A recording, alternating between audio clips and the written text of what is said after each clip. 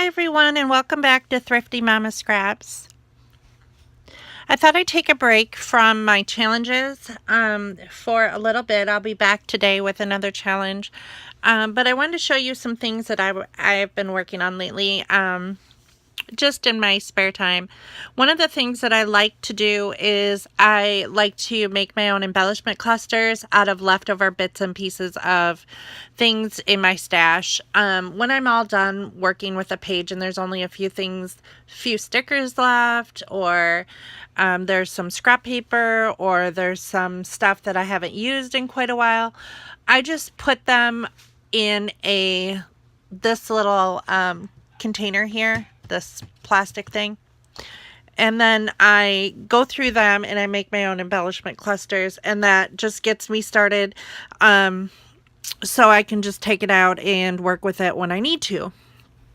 So it doesn't take very long to put these together. I just kind of match them up with colors. A couple things that I do most of the time is I cut my border strips in half. That way I can use them twice. I don't really like anything that covers the entire top of the page or the bottom of the page unless it is like a little very thin branding strip type of paper. But these I think these are great for starters, for starting an embellishment cluster. And of course, when I make the page, I'll add things to it. A lot of times I will use up things that I no longer find useful in my stash. Maybe items that I made when the kids were young, and I repurposed them. So like this tag I had made when the kids were little, and it was a Twinkle Twinkle Little Star theme tag. But one thing that I did is I found this Make-A-Wish metal piece in my stash. It was in that tiny little basket, and I thought, oh, that works. This would work for a Disney page, or if you're looking at the stars, if you have photos of that, it would work for a number of different things. And now it's not a baby themed item.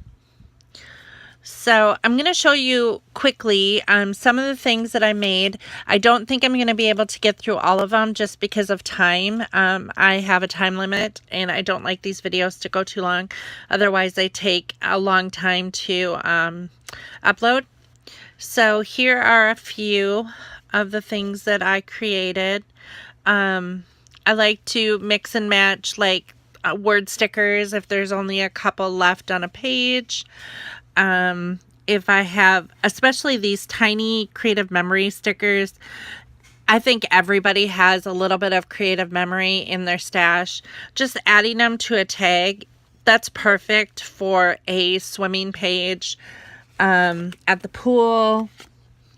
This was a rub-on. I'm trying to use up all my rub-ons and trying to make them,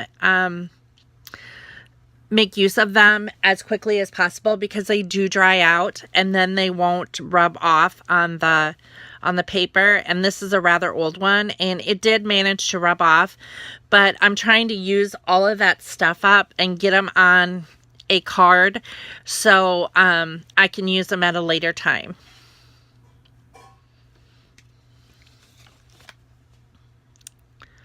Here's another one that I did with leftover letter stickers. Same thing that with this was creative memories, some boots, and there were winter boots, and I just put them on a tag with snowflakes, and that's perfect for a snow page. So this is just some random things. Didn't know how I was going to use this. I'm not a makeup guru, but it says shop till you drop. I am gifted. I thought that would be great for like a shopping page.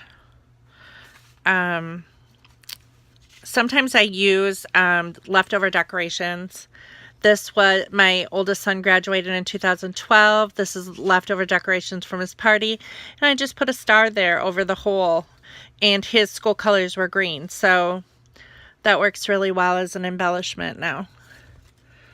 So just some random stuff. This matched really well, so I just attached it with a pop dot. This was on a piece of paper. Didn't know how I was going to use the mountains because we don't live in the mountains. And then I saw this cute little felt penguin sticker, and I thought that works pretty well.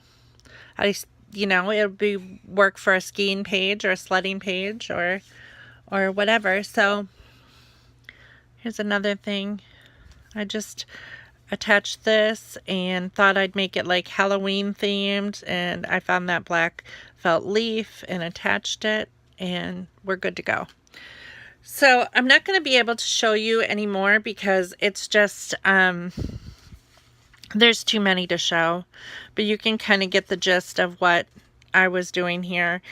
And if you'd like to see more of them, let me know, and I will do another video showing you how I do that. But I thank you all for watching. I hope you'll join me back for my challenges, and I hope you enjoy making some of these yourself. So I will see you later. Bye.